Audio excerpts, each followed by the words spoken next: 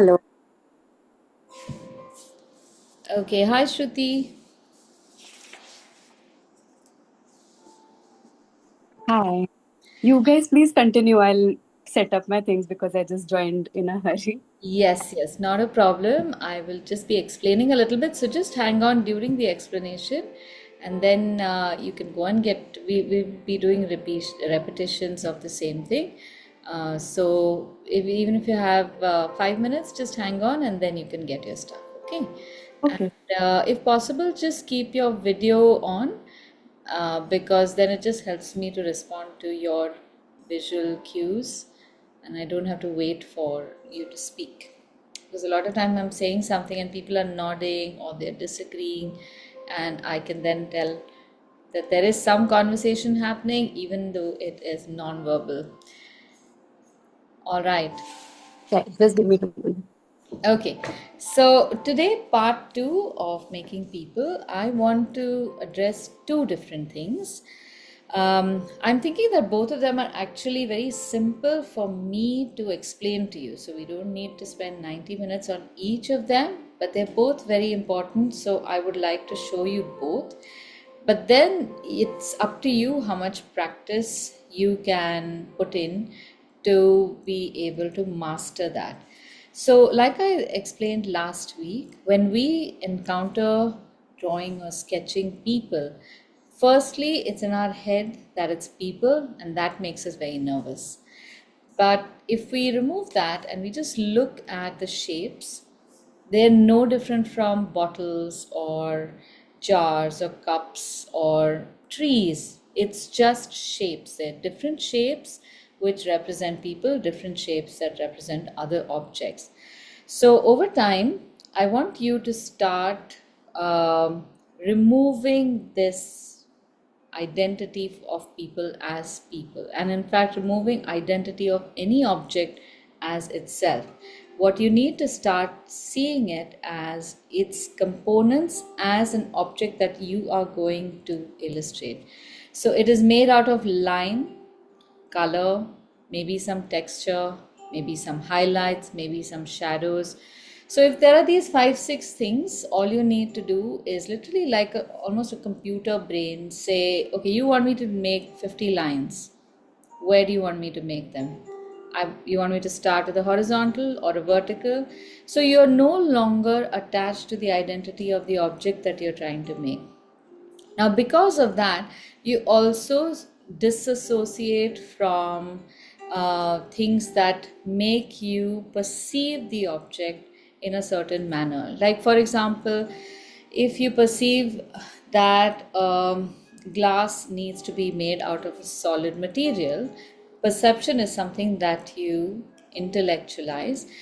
But if you see a glass that, or if you imagine a glass that is made out of something that is not solid, like you want to make it out of leaves or water or something like that, that is where your creativity starts coming in, where you can play with perception and when you can change things from one to the other.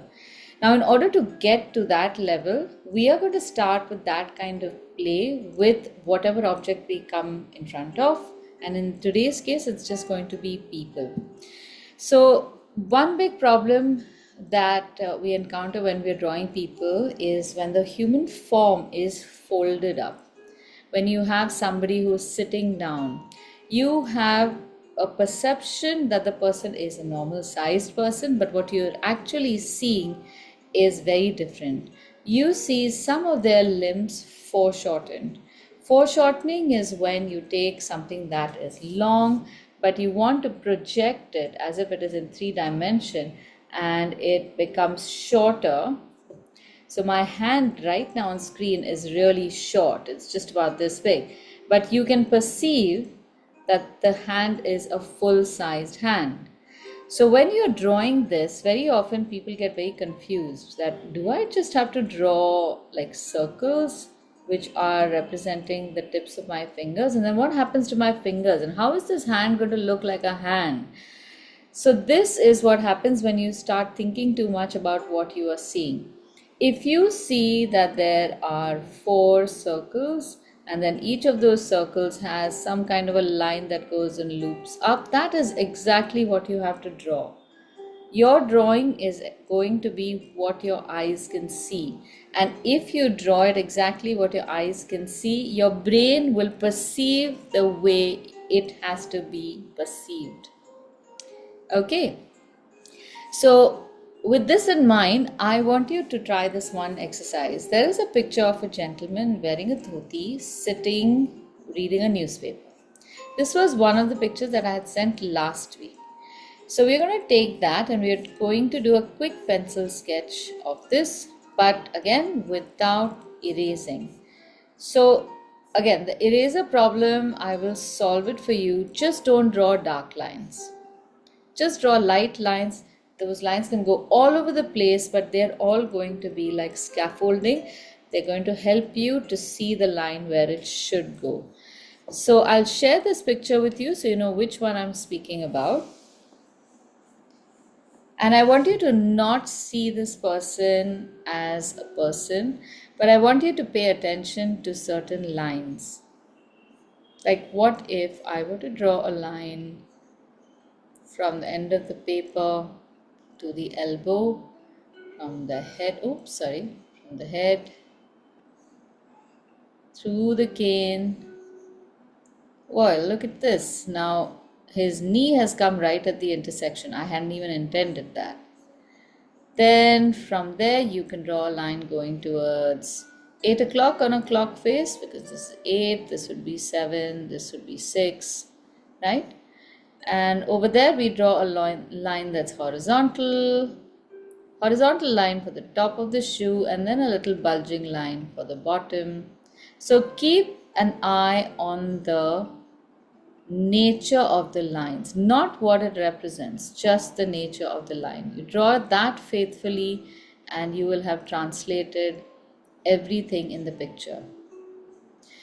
Okay, now I'm going to show you how to do this. You can do this with me. We'll do this very slowly and then you can do another one by yourselves also.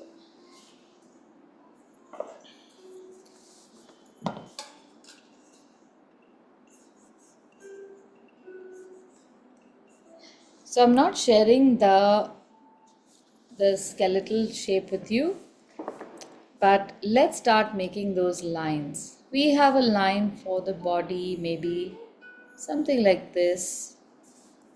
And then we have at maybe 1/3, you'll draw a horizontal line, which we know goes from maybe the newspaper somewhere here, crosses the body to his elbow somewhere here. It's not half and half. And then maybe the knee comes over here to 8 o'clock. His ankle is in the same line as the end of the paper. And then we have the horizontal line for the foot. Somewhere just below the middle part of the paper is his other knee, which comes down like this and maybe even leans inward. So you see this skeletal form emerge. Then you have the elbow. The elbow and the hip are pretty much in the same line also. So these things are good to observe, because otherwise you will draw an elbow really far away and the hip is over here, and our gentleman would look like he's either got a huge torso or big arms. And honestly, if that is happening, let it happen. And the neck is almost not visible. His head is sitting very relaxed on his shoulders. Now, once you come to somewhat this kind of a figure, you can start adding details. So you can add the chin, maybe the clothing. The jacket comes from just underneath the ear. Then you have the shoulders. The shoulders are not too far.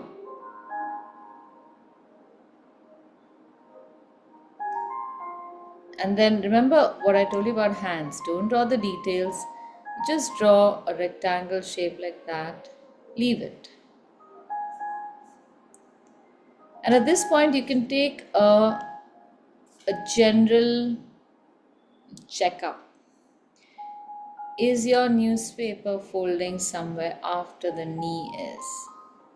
If not, then make that adjustment. And again, don't think about why his newspaper is folding in such a bizarre fashion. Just he's managed to do it, just we are just going to draw it.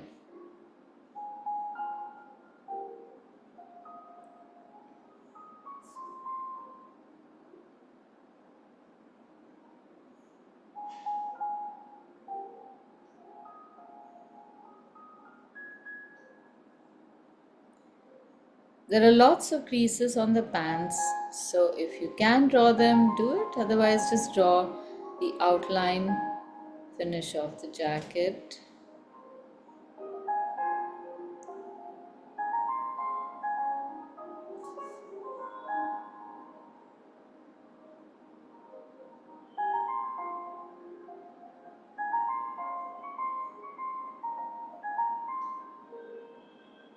Now, when you're drawing this, please hold the paper or the book because your line then becomes a lot easier.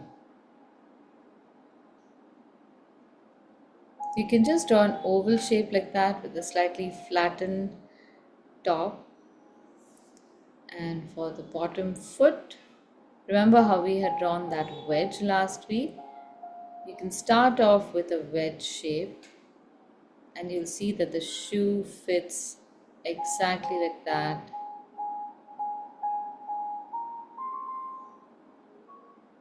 onto the wedge.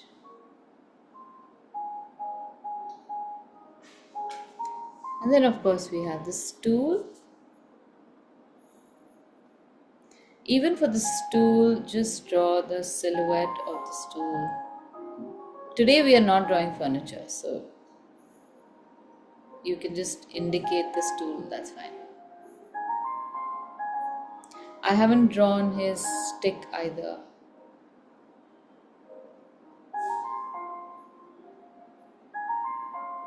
Now, one thing that I haven't told you that I have been doing is drawing this looking at my laptop because my reference image is right next to the FaceTime screen that I see. So I have not looked at my book at all. So when you are drawing this, I can see your heads moving up and down, and up and down, and that often causes loss of information.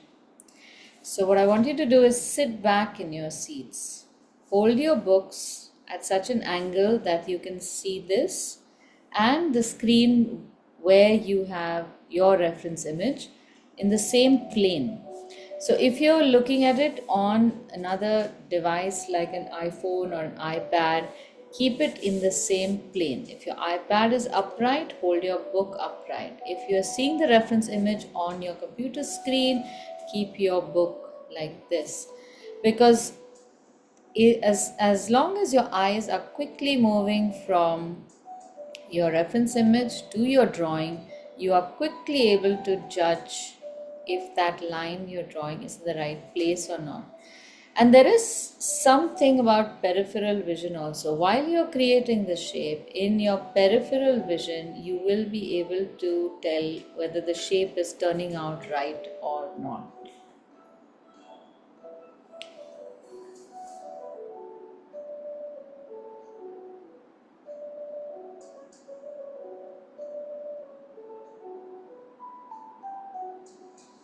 Okay, Shruti, how are you doing?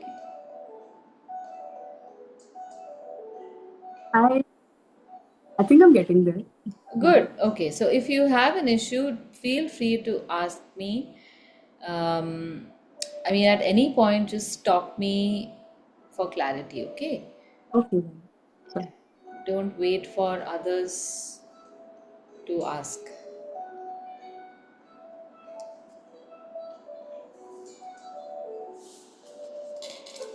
So, this exercise is something, it takes a little while. So, it's best to practice this with photographs. But another place where you can practice this is airports. Because there are so many people at airports sleeping, sitting around, waiting for their flights, and they're pretty much sitting just looking at their phones, like this gentleman is looking at the paper.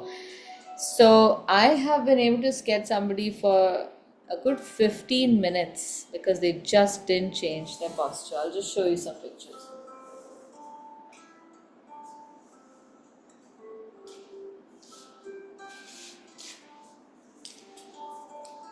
My favorite thing to do is go to airports about an hour, sometimes even 2 hours early, and just draw one after the other. Sleeping, sleeping, sleeping. Phone, phone. The phone absolutely paralyzes us. Okay, how's it looking? Looking okay? Okay, very nice. Bhavani's is looking good. All right, now if you're satisfied with the picture, we are going to paint this and paint it with just a wash of colors. We are not looking too much into detailing this just quite yet.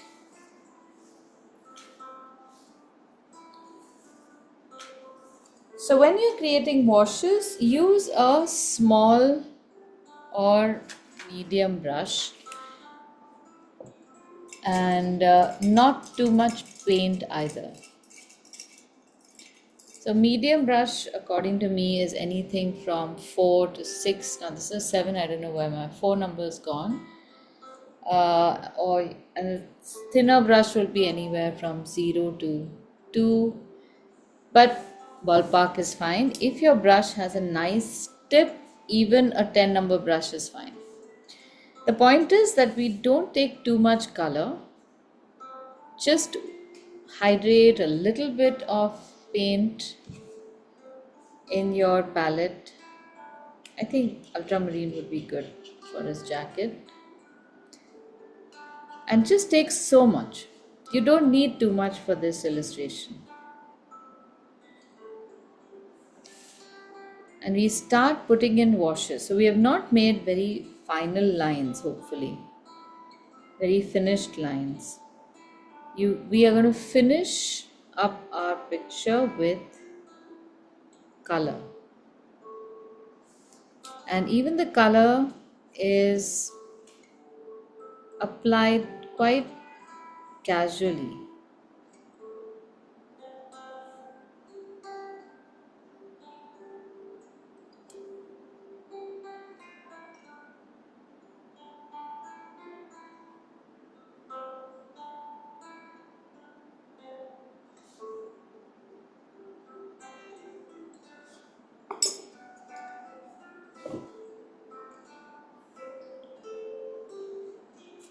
His pants would be a combination of colors, really. So, some kind of a warm gray would be good, which is when you add burnt umber to black and maybe a little bit of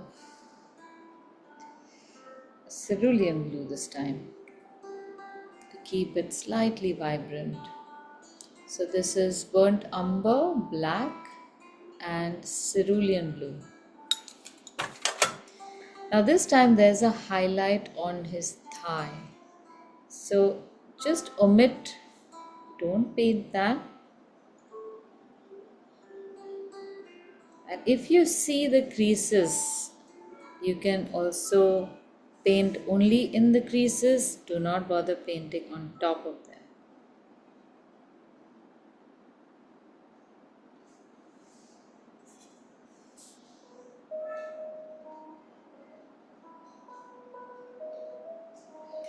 Now, in the event that you don't see any of this and you just paint all the fabric, that's cool as well.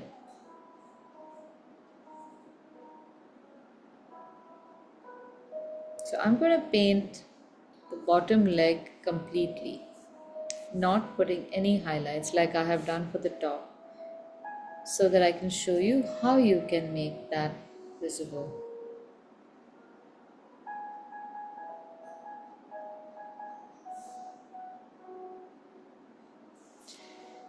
Now his shirt has got a very, very tiny checker pattern. It would be great if you can make it, but really I wouldn't bother. It's too tiny. So I'm going to use the same shade as the pants and make a little shadow on the left of his sleeve, upright hand, and the bottom of his sleeve.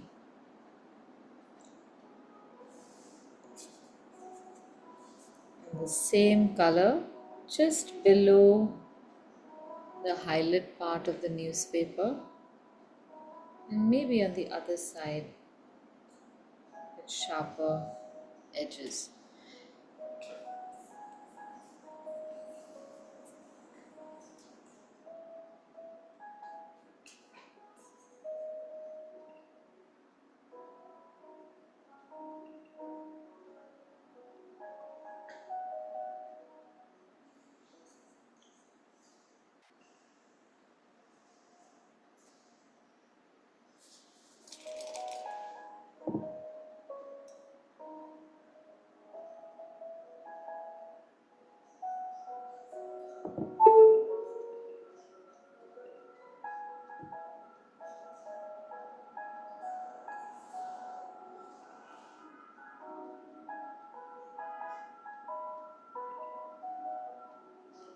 Okay, I think my lights are gone, so that's why I think my picture is not visible.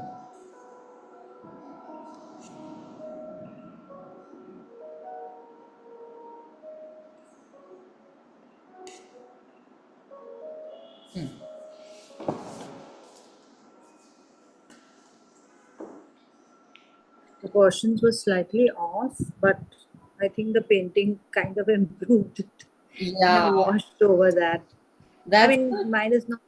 Yeah, I just had to wash over some bits because it was the wrong. The arm was a little higher than. Okay, that's fine. Okay, now if everything has dried, or even if it hasn't, we are going to add a little bit of yellow ochre and light red or even burnt sienna is fine. So create a skin tone that is slightly lighter and more yellowish first, and put that in this semicircle towards the front of his.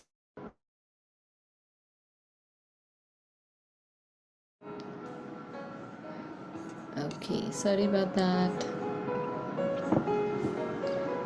Alright, so I'm making a skin tone using yellow ochre and burnt sienna. So you get a slightly reddish yellow shade, a little muted reddish yellow shade. And you can use that in the darker sections of the skin. So the front, the neck, maybe the ear. So the point is that you just have to create these. I'm also making the same color on the shoes. Just very light brush strokes. They need not be actively painted strokes.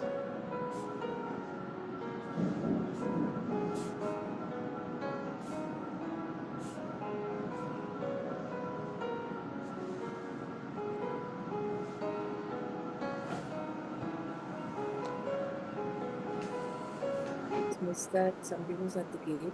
Could you just tell me the color Which color? The skin?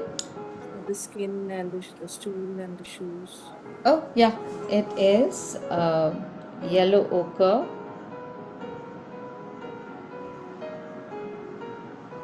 plus burnt sienna.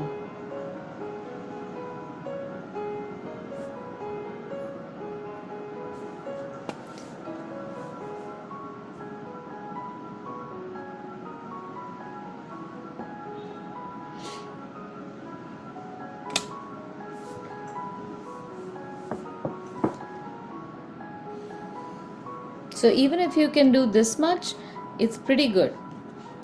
Now, how do we elevate this beyond? So the next part is to add some shadows. And for that, literally you can take whatever shades you have and make a deeper shade out of it. So I have this purple over here. I'm just going to bring that in with black. I don't use plain black for shadows because it's rather boring. And just for fun, since I'm demonstrating and I'm generally showing off what watercolors can do, I'm adding a little bit of viridian green, which is nowhere in the picture, but creating a nice vibrant shade here. So when this goes in as shadows, this interacts with whatever color we have already put and will change how that presents itself. So let's say I have a shadow here. That's the inside of the arm on the other side. One shadow here, a lighter shadow here. So this is just substituting or representing whatever we've got and showing it as a darker space. That's it.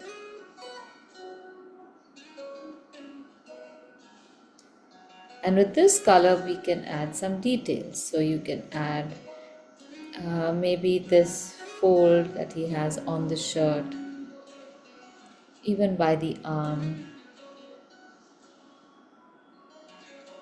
You can press the brush down to create this nice brush manipulated shape for the crease on the sleeve, the puff on the sleeve.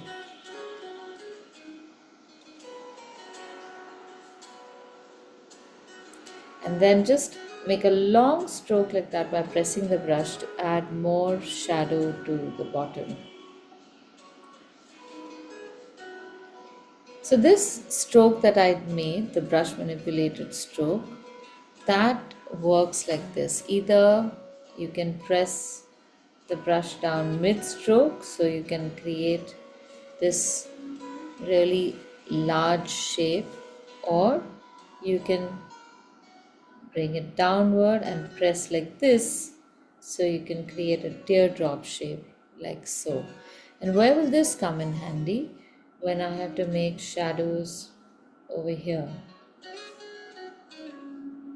So I don't really need to paint the shadows. It's all in the brush stroke.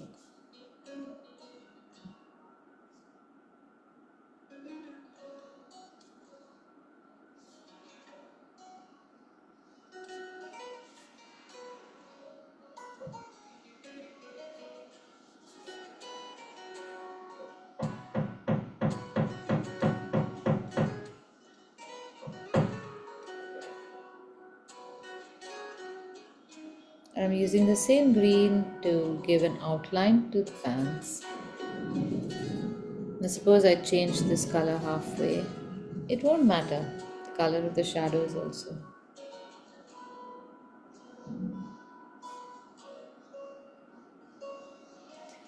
And use the same color for these creases on the other pants leg. So the trick is to not make a very dark color. You can layer as much as you can, but once you put the color on, trying to change that is just an unnecessary tedious task.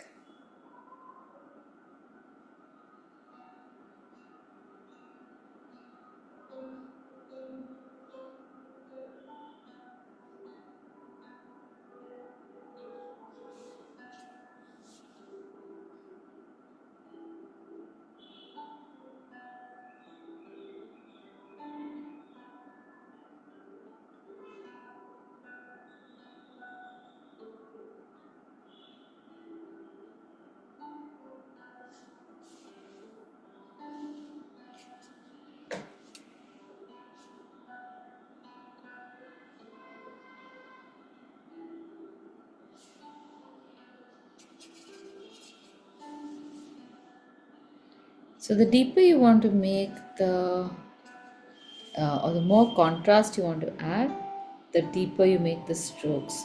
But once you start making these shadows, don't make shadows in the same area of the same nature. Reduce something, change something.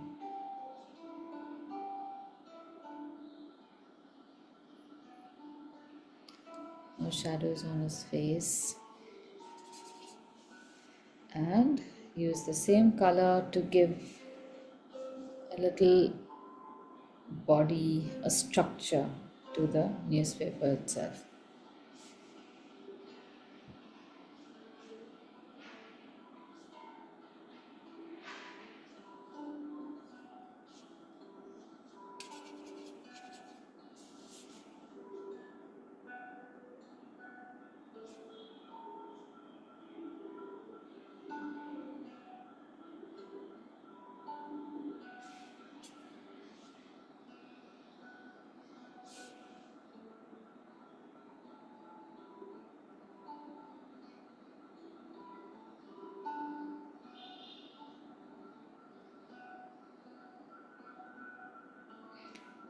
Now, regarding the glasses, if you're not sure about where the glasses go, what angle and all to make, don't make anything.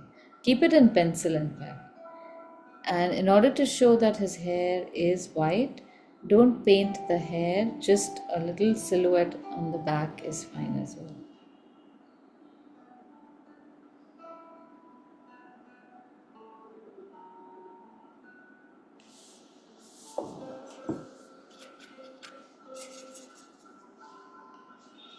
Using the same color, you can put a shadow on the stool also now. It's remarkable how much your picture changes with those shadows. Till then, it looks very flat. And the moment you put in the shadows, suddenly there is so much meaning to the lines.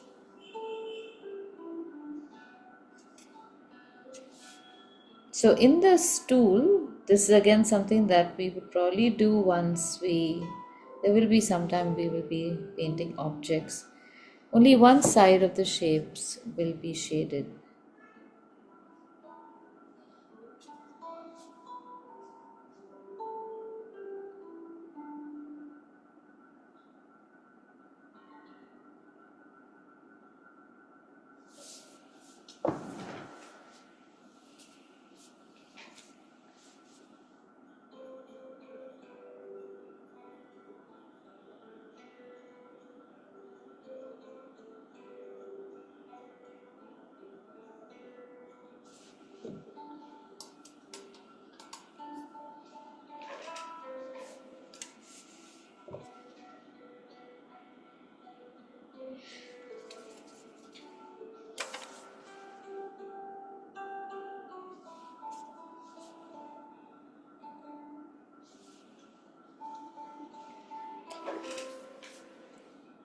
Okay, how's it going?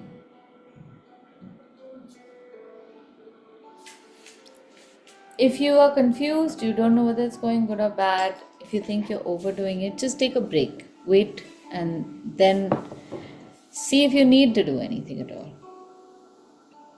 Aditi, can I ask a question? Yes. So my guy, he is not looking down; he's looking up.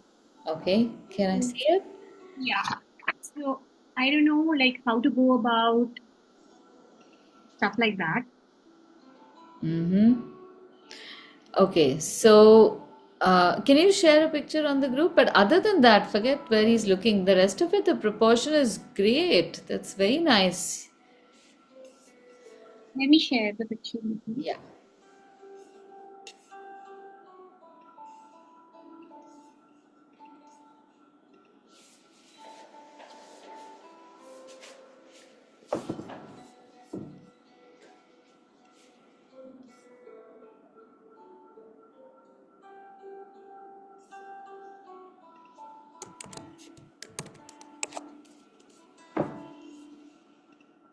Okay. Let me explain what's happening here.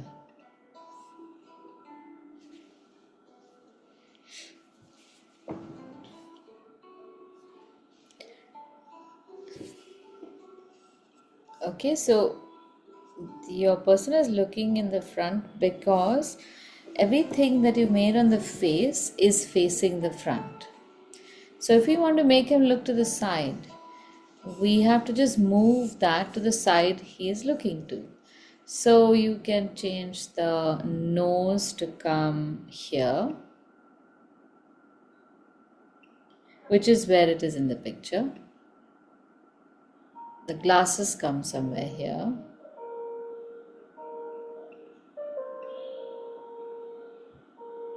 Because the ear is somewhere here.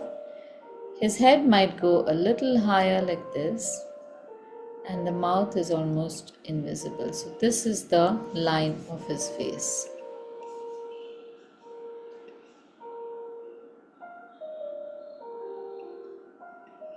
And once you've made this correction, you can just put a nice black shadow like this, so that his neck looks like it is nestled in the jacket, and the hair can remain the way it is. So now what do we do with all these things? Just put another color, brown shade on top of it, and you will be fine like this. Not all over, just a few places. That should be fine. Okay, I'll just share this correction with you. I'll just remove the brown first.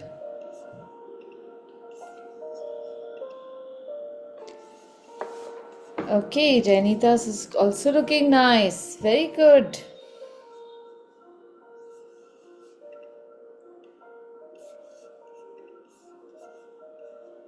Lovely. Let's see Bhavani's as well. Very cool. I like the newspaper has become a magazine, but that's okay. But nice. Okay. All right. So, any feedback about this? In the making of this, what difficulties did you encounter which you feel you needed some guidance for? This proportion, Aditi, which I mean, the placement of the arm and the leg and stuff, which then I just did over. And Yeah, so I know where it's wrong, and yeah. I think if I will do this figure again because this is rather a mess. The only thing I can say is that the watercolor, of course, by that time I said I'd do it again, so it wasn't great. But I think the foreshortening of this knee, I don't know whether that does it show the foreshortening of that knee or just in the wrong place, everything. No, it is showing, but you've gone and drawn his cane also. So the cane has Yeah, come onto the other side. So it's looking like he's sitting in some very interesting yoga. yeah. No, That's I it. need to do this again. That's it. I mean, Yeah, but I again, didn't even do the coloring carefully because anyway the stance only was wrong. I would say next time omit the cane. It makes no Yes, I know. I don't know. fuss. I just can't. No, it doesn't do anything for the picture, so It just doesn't. remove it. Yeah. Yep. All right. So if you think of something about this exercise, put it on the chat or something so we can discuss it later. You might just think of something. But I want to move on to another kind of illustration in which we will be painting directly and just or like we did gestural drawing, we are going to just draw the gestural painted bits and then put in details. So let me show you what I mean. What do you mean by gestural drawing that we did? Okay, wait, let me show. We did do that last week, didn't we? Just making those. Or did I do it in the other class? No, this one. So remember those stick figures that we made and we, Yes. yeah. So that is one way of drawing gestures with stick figures and pencil. But you can draw the same thing with paint also, which is not like you don't make a skeletal shape and all. You just make the shape of what you see and then you can furnish details on top of that. So, there will be again a need to not perceive, to identify proportions. Yes. But that will come in time. You have to just take things very slowly. All right, so we have a picture of, I've sent so many pictures now and I don't know where to begin. Wait a minute, those. I had one question. Yeah. Age of a person, how we can portray it very quickly, like an old and a very young child, an infant, eye size or the wrinkles very quickly if we have to just show it in our sketch. No, you don't really need to show that in the sketch. I mean, what are the places where you feel you will want to show it? My old man doesn't look very old, so I No, you felt don't. He doesn't need to look old. If his body is hunched, his face doesn't need to show it. So there is a certain way bodies behave, and you can show age through that. Young people have longer necks. Older, as you get older, the neck starts becoming wider. So I don't think it becomes short, but it definitely builds more muscle. So it becomes a little wider. So it looks as if you're hunched or your shoulders are higher. And babies have the same neck, incidentally, because they don't have that much, their bones are not grown as much. So babies and old people often look like they have short necks. Um, but again, this is observation, and one cannot derive a formula. So even when we do projects for someone, if I'm supposed to make a painting, I will look for a model and I will put them in front of me in that position, take a whole bunch of pictures, and then sketch that out before I can make a painting. So there isn't really a formula, and drawing these old figures from memory and all is never going to happen. So you just look for a reference image and you draw it. This whole idea of memory drawing, I don't know where it comes from. You can do a little bit, but not really so much. So the week after next, when I'm going to show you the side profile and the three-quarter profile, at that point, I'll definitely show you how to make a face look older and younger. All right, so now this one, here we go. We have a pair walking away from us, so there's no faces involved. The lady is wearing this lovely black dress, the gentleman in a vibrant, beautiful jacket. They both are so well color coordinated. So, here I want you to first paint the shapes that you see, and then you will figure out the proportions, and then we can use a pencil to make all these shapes, and the painting does not have to fit the exact shape. So you can just slap some color where you can have maybe 3 brush strokes making this rectangle shape, one slightly smaller extra on the left, one slightly longer on the right, more or less in this shape, and then 2 beige colored strokes at the bottom and one thing on the top. Okay, so I'm going to show you how this can look. I've already made it, so I'll keep this in front of you and not distract you with these two.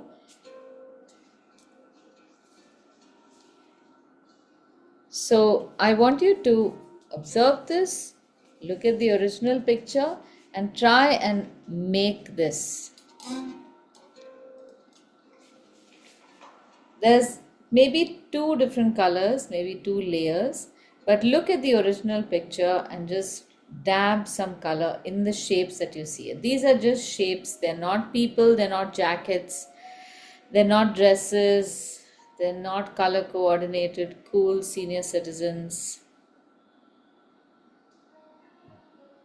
It's just shapes. Again, hold your book in the same plane as your reference image so that you're not looking up and down.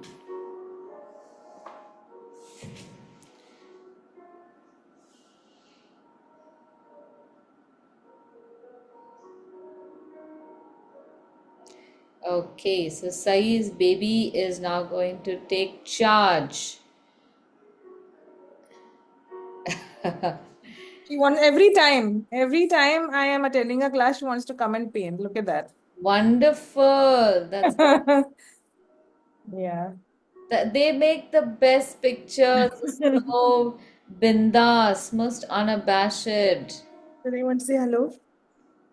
No. No, you don't want to say hello? Say She's hi. Soira, by the way. She's Um, Saira. yes, her name is Wow, Soira. what a cute name. Wait a minute. Do you call her Soy by any chance? No, we don't. We call her. Her home name is Bobby. Remember there was one time you messaged me and instead of saying so I Oh, with yes, an I wrote SOI. so I thought I almost thought that maybe it's your daughter's name has it could be what could her daughter be? Soira, and I thought maybe she's joining anyway. What coincidence. Yeah, yeah, yeah.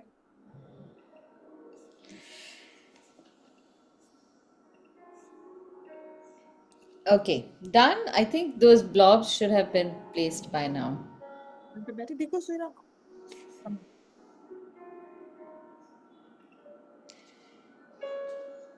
Okay, once this is done, now you can start drawing a few things over here.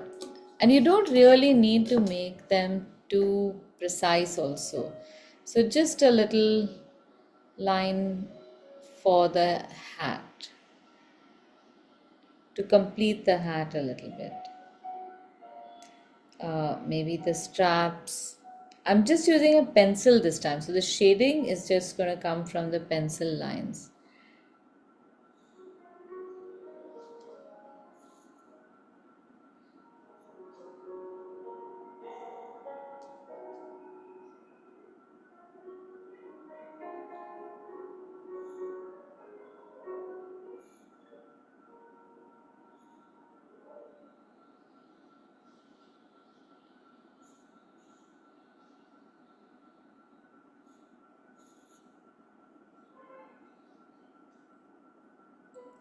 The pants might be slightly tricky because they flare, they fold.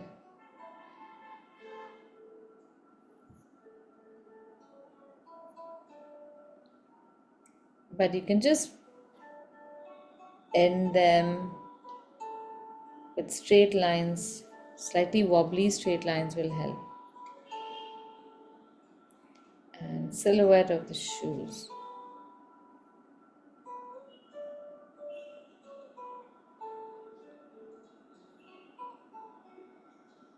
Same thing with the ladies' legs, just give silhouettes of that shape. So it almost looks like a triangle at the bottom of a rectangle. Keep it that way, keep it simple.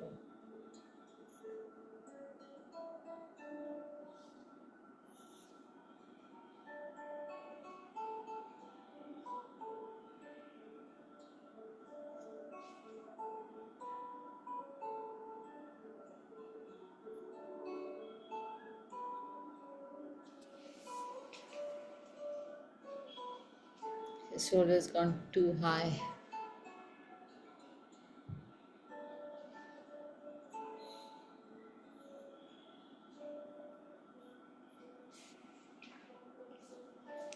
And then for fun, let's give them a nice blue colored shadow. So take some cerulean blue and not a very big shadow, but on the bottom left, you can just show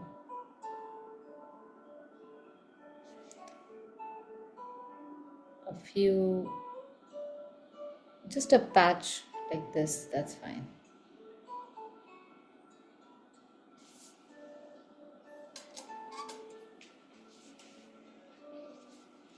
So when you're making landscapes, cityscapes, and you have to draw people, you don't always have to draw the details of the people.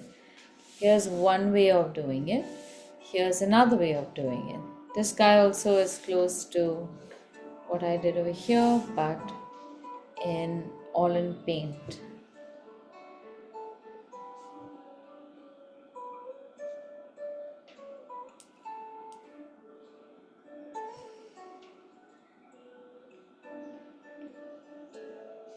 And of course, if you feel you want to add skin tones and all, Then just add that same skin tone. I always advise to paint a little less than more. Leave some highlights.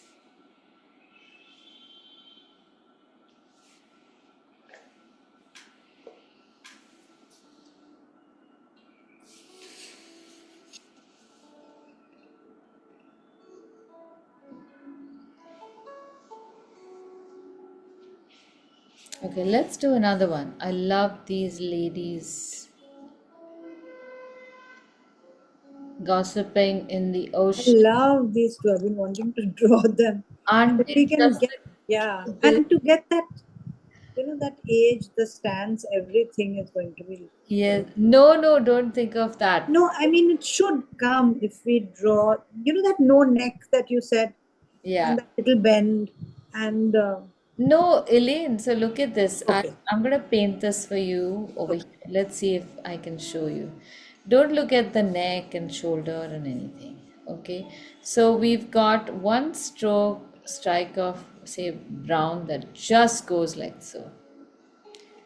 And then one over here. Then you have a little blue where you make this shape like this.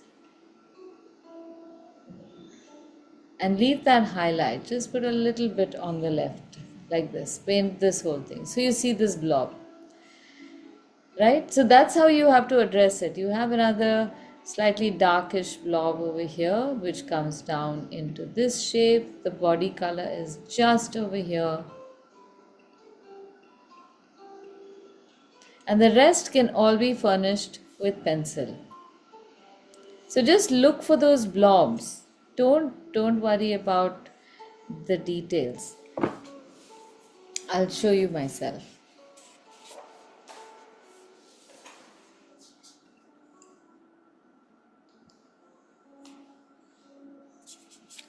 So this time I'm starting with a slightly reddish skin tone. Same thing, it's the yellow ochre and burnt umber shade. But it's all very watery.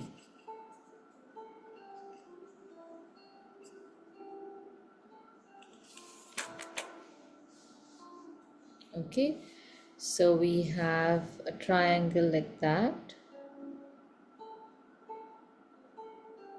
This is the front. This time I'm going to draw that cane. And the blue bathing suit.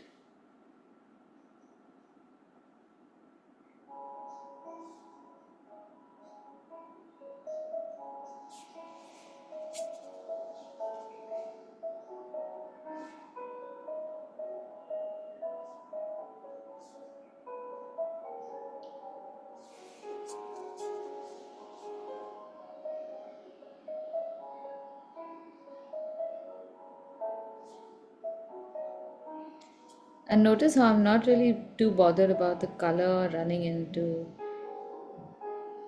the space of the suit or vice versa.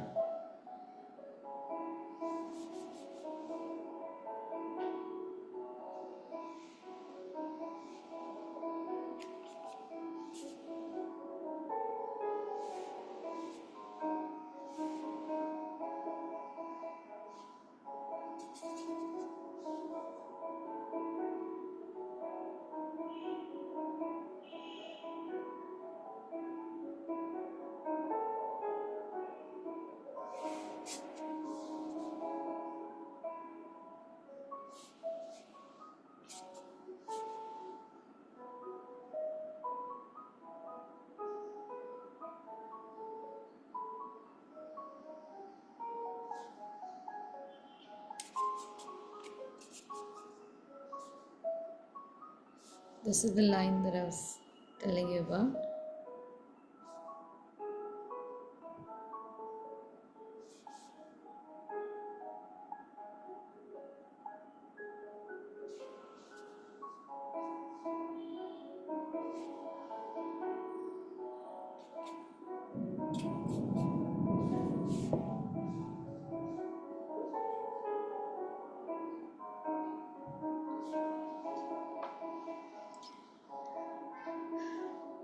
See, you don't need to do anything more than this.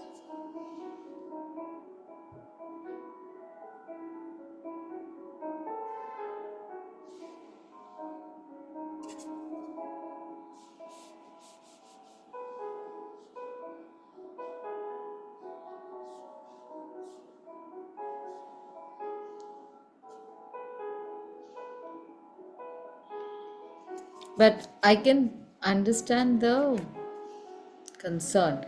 It's actually more worrying to be able to draw stuff very briefly. Sometimes you feel that if you are allowed to draw more, you'll be able to manage it better.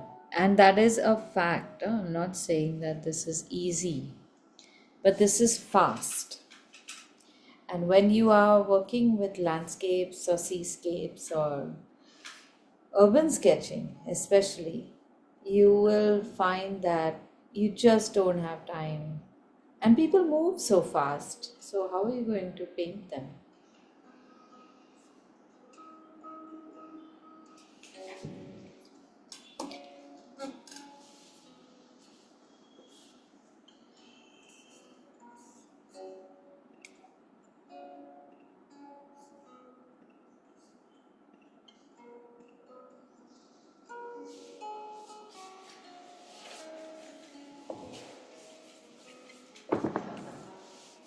Okay, there's just one more picture that I want to share.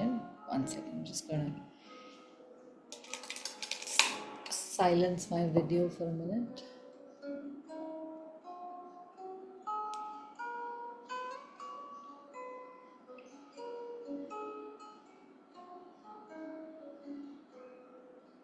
Oh, very nice. Jainita's ladies are looking really cool. Some of the shapes have gone off a little, I think,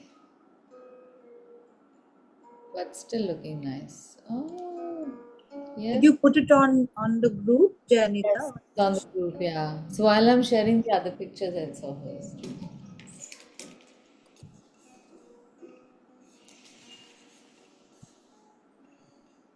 Bhavani is showing hers. Oh, wait a minute, I didn't see. Very cool. What do you think, Bhavani? I think if people don't have the original reference of the women, they don't know they're women. They know what. I don't know what they look like. Just them. I know, I know. One Luscious. of them, yeah, one of their hats is a little bigger than it should be. Yeah. I mean, how else are you gonna know what No, is? and because I was, using really watery paint and holding it like this and doing all that cool looking painting, it's all flown into everything. Yeah, no, that's okay. Okay, so I want to just show you one picture and I want you to just see this. Don't paint. Maybe I can show you the two together.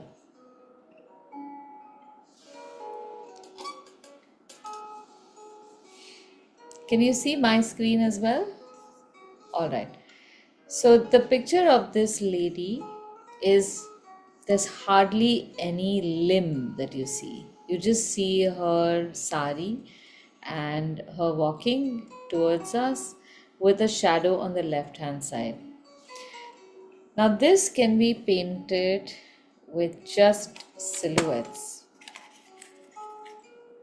A general disclaimer is that I have not painted this before, but I really love that style, so I'm going to do it risking everything. So I just want you to observe it. Don't paint with me.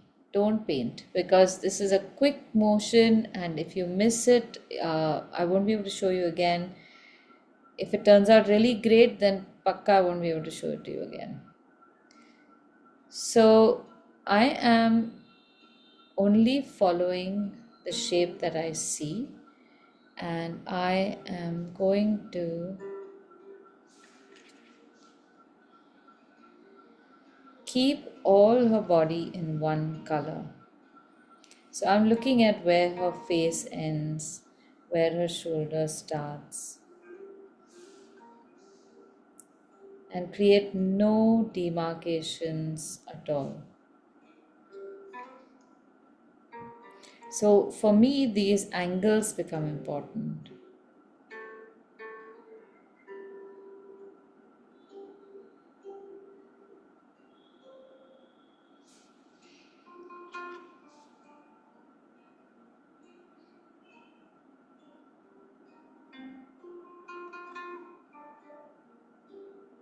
And I'm focusing more on the left of a body because there is a nice shadow.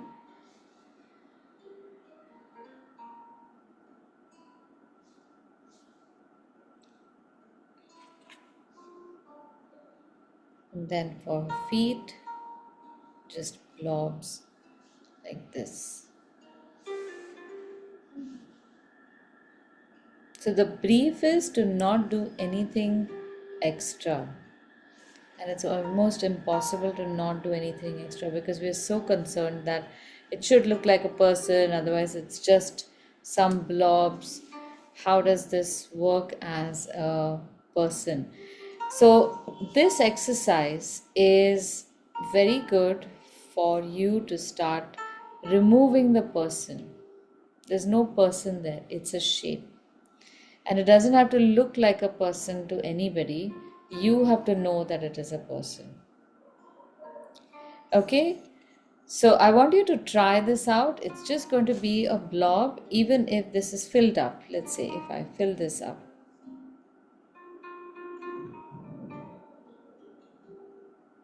This also is perfectly fine. No details made, no highlights. Whatever it looks like, that's her. Now, the reason I put that light color on top is to simulate highlights. Usually, a highlight will fall on the top of an object because most light sources are from the top. Whether it's sunlight, whether it is light inside a room, usually illumination is from the top, and it looks nice to give it a little uh, some distinction from the rest of the body. Okay, I'm changing her leg to make it flat like that.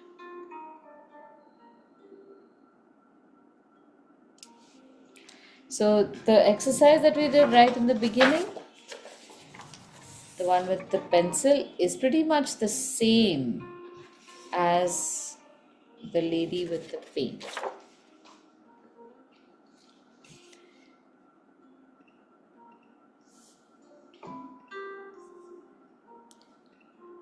Now once you're done with this, let's try the people with their backs to us, the whole group of people there. Aditi, you'll give us a minute. I was just watching, so I haven't done that at all. Yeah, all right. Yeah, just 5 minutes. I'm trying to rush you because I don't want you to spend much No, time. I was watching you, so I haven't done anything at all. Okay, after you're done with this, then we Yeah. will do the people against this railing. So, uh, I'm I'm just imagining this. Maybe it's not true, but when you are painting, don't be in a rush to make a stroke and then take more paint. I want you to come and sit with the paint and the brush on the paper. Don't move it. Just sit there.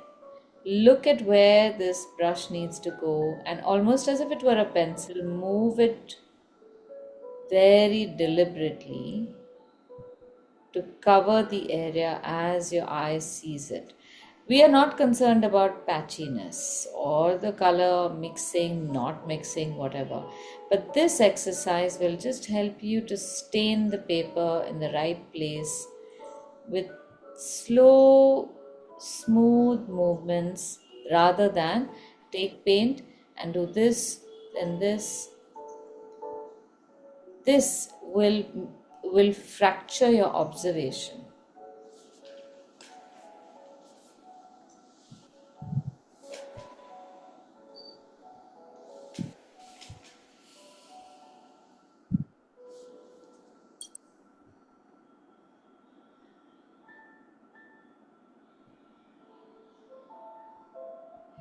There's a lady in Pune, a friend artist, who makes big fat paper mache ladies like that. I don't know if she. Bharati Pitre. Yeah. So I love her ladies. They are wearing similar stuff. This is like personification of her art. Yes, yes.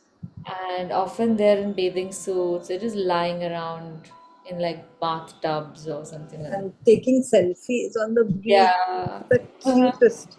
I learned paper mache from her, and for days I used to have this smelly bucket on my terrace till people just objected and said, enough of this nonsense. Oh no. But it's very smelly work. It smelled like the Bombay sewers. Really? I It didn't know rots, that. na? The newspaper has to rot over days, and you keep filling up water and it keeps rotting. Oh God, it was such fun. For Yeah. a year plus, people lived with it. I I think that was enough. think so. Chalo. They gave you a shot and they said, okay, bas now. All right. Now let's do these other people. So here again, let's put some. I'm making the lady on the left. So she's got a hat, but I'm converting the hat to this yellow shade.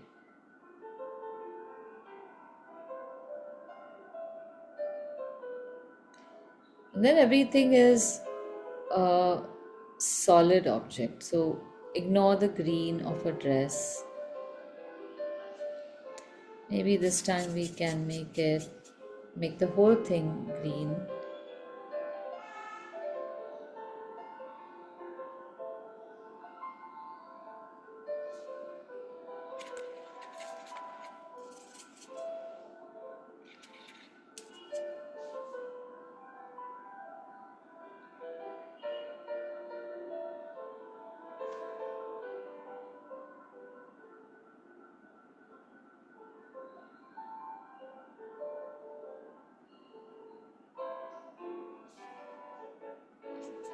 Okay, now here again, I love doing these things.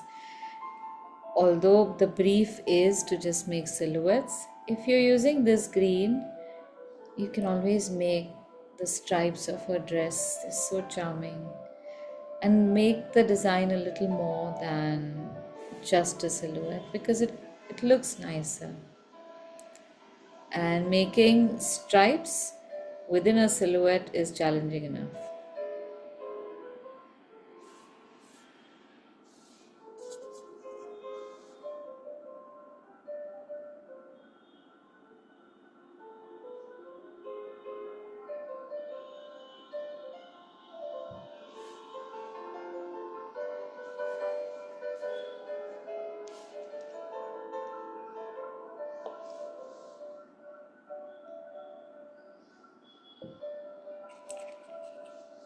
Let's make the guy with the cap.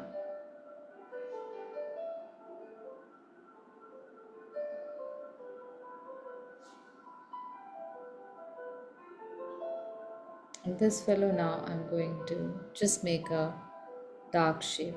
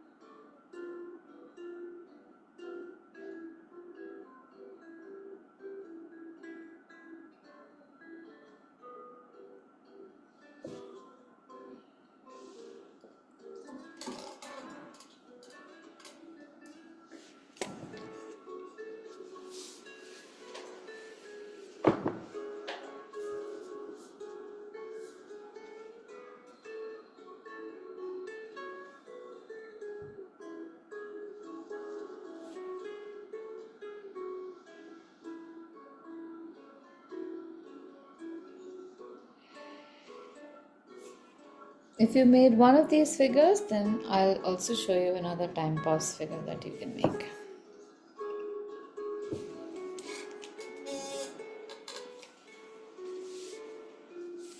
These are good fun. So,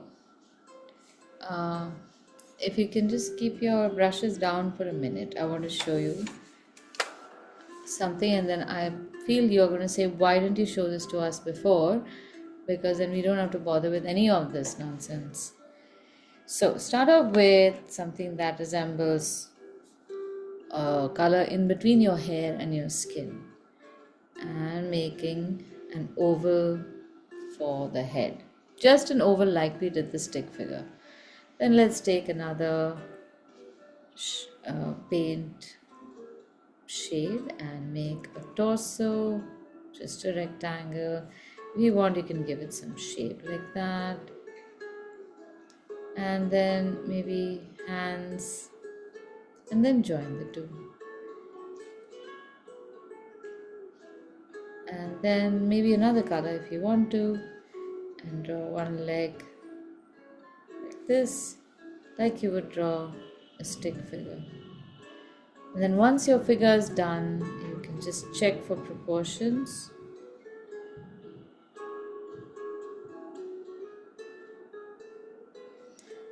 Check for hair.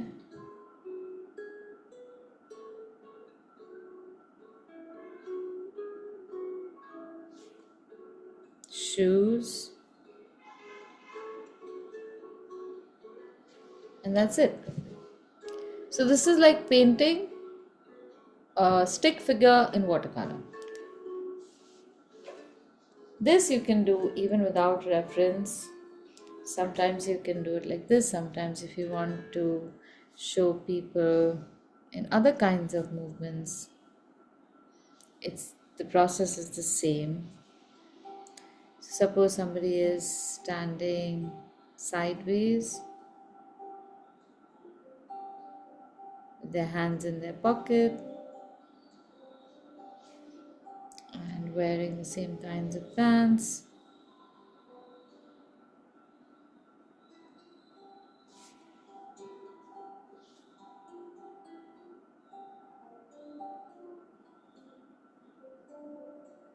Maybe they're standing like this.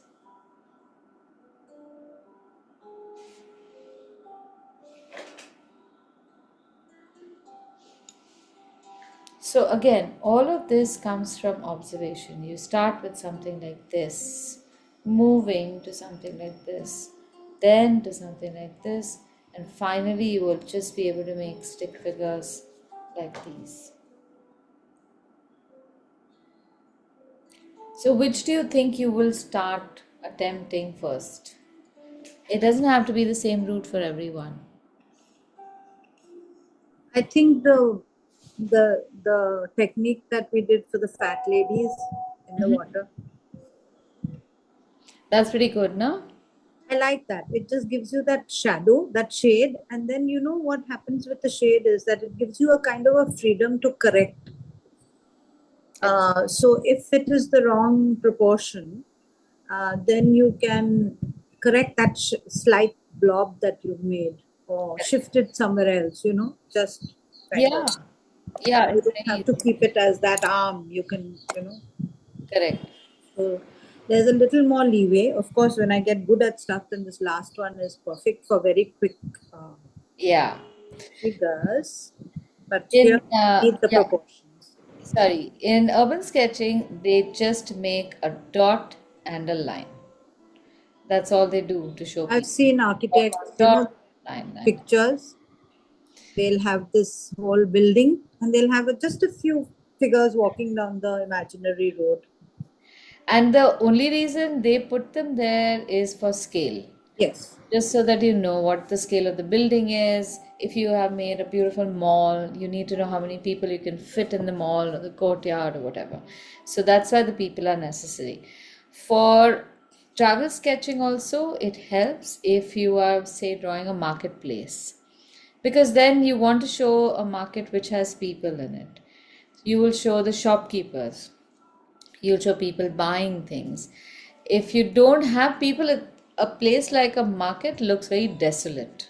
And then, as a picture, you come back with just a display of all the empty shops or restaurants. It feels a little dissatisfactory.